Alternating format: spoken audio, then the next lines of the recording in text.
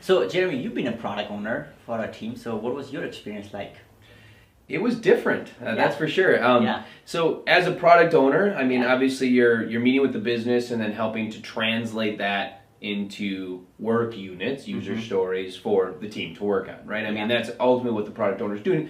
So at the beginning, it was fairly similar to what a business analyst does, right? Gathering the requirements, eliciting those requirements, and then putting them into work items. Yeah. I think the really challenging part of it was just the fact that there's a lot of business people, and being like that one person that everybody's coming to with any changes or problems, and then also you have the team on the other side. Yeah. You are constantly balancing on that line, towing that line as to, okay, I can't always make the business happy because I understand where the project team's coming from, but I also have to not just concede to what we can get done because I need to meet the needs of the business. And so it's that balancing act. So there's a lot of managerial type of stuff that really help out as a product owner. Yeah.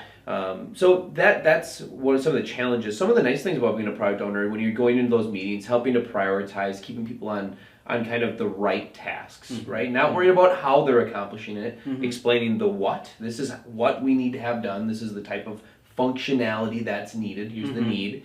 And then it was always interesting to see how the team designed that solution and then brought that solution forward. Yeah.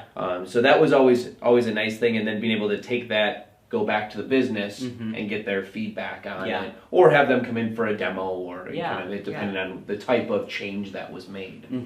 Yeah, so my experience of being a product owner, product manager was in a startup company, and I remember sitting down with the CEO of a company who had co-founded this startup, and he needed a product manager and product owner. And I remember having a conversation with him, and he said, Vivek, so your role is to actually work with me in terms of getting me organized on what I think the product should look like, but then also validating that by running experiments with the customers, where customers are also on board, where I'm not just kind of thinking about all these amazing things about my product, this also resonates with the customer. So what I did is I actually wrote a lot of user stories, these small description of requirements or product features from a customer's perspective, capturing who, what, and why. And what I did is I actually prioritize those user stories, and I gave it to the developers, and I said, this is the sequences, these are the top high priority stories. And a lot of the times I actually worked with this CEO. He got excited about every shiny thing that was out there. Every feature you could build, he wanted to build, right? He wanted, and then I said, this is a great idea. However, there are other higher priority items that we have that's going to bring more money to your startups. It's going to solve customer problem better if you focus on these features. So it was a lot of my role was saying no to external requests or his ideas or pet projects or pet features. And then also avoid feature bloats. Instead of having this feature really adding all the bells and whistles, the focus was getting an MVP and getting certain amount of users in the system, and based on studying how they engage in the product, then we can incrementally evolve the product. Good, and you mentioned MVP, which is the minimum viable product. Ultimately, like, what's the lowest thing that we could deliver that'll actually create some value or create enough value for that customer to at least get them started. So let's talk about some of the challenges. And I've been a Scrum Master, and I've worked in a team where I've had a little bit of challenge with the product owner.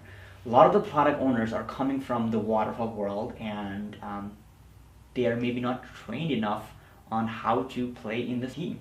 So I've been in a situation where a product owner was spread out across 3 teams, and it was extremely difficult for the team members to actually get the priority and the vision of the product.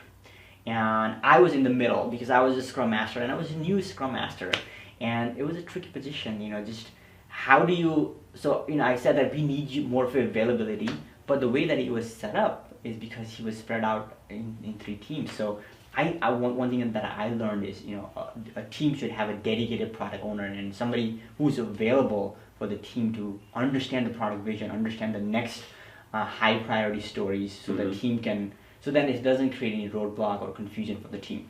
Absolutely, and I think that when I was a product owner, I was the product owner for 3 products. Started as 1, gained 2 extra products, and now I was the product owner of 3 products.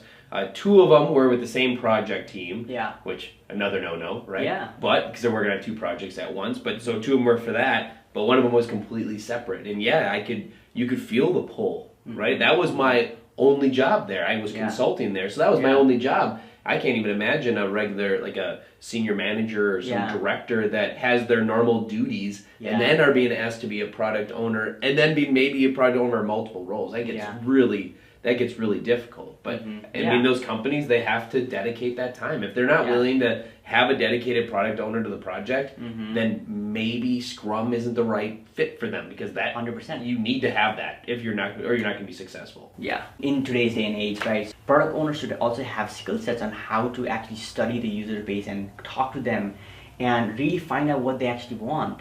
I think it's very important for product owner to actually engage the user base and then just question them a little bit. Are you sure? Like, you're saying this, and then also what do you like about it? What don't you like about it? Like, really pulling that out, right? Yeah, and then give them a very simple version of the product and say, okay, well, use this and see how they use the product, and based on that, based on their behaviors, make decision on how they should evolve the product. And that's how you can learn a lot about what to build, because that's the sole responsibility of the product owner, right? They should know how they should evolve the product, and they should have a pretty good vision on how they want to expand the product line.